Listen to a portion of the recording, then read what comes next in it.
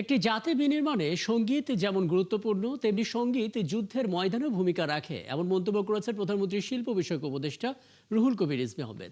রাজধানী শিল্পকলা একাডেমি জাতীয় নাট্যশালায় বিশ্ব সঙ্গীত দিবস অনুষ্ঠানে তিনি এই মন্তব্য করেন।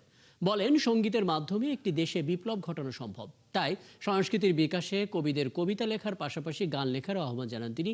একই অনুষ্ঠানে প্রশিক্ষণের মাধ্যমে প্রত্যন্ত অঞ্চল থেকে প্রতিভাবান শিল্পী তুলে আনতে সংস্কৃতি মন্ত্রণালয়ের প্রতি আহ্বান জানান বিএনপির যুগ্ম মহাসচিব সৈয়দ ইমরান সালেহ প্রিন্স।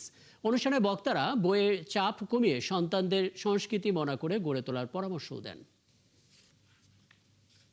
দেশের প্রত্যন্ত অঞ্চলে অনেক প্রতিভাবান এবং সহজাত প্রতিভাবান অনেক শিল্পী রয়েছে যাদের কোনো প্রাতিষ্ঠানিক শিক্ষা নেই। রাষ্ট্রীয় পৃষ্ঠপোষকতায় এদেরকে কিন্তু আমাদের তুলে আনতে হবে এবং যেই কাজটি কিন্তু শহীদ প্রেসিডেন্ট জিয়াউর রহমান শুরু করেছিলেন।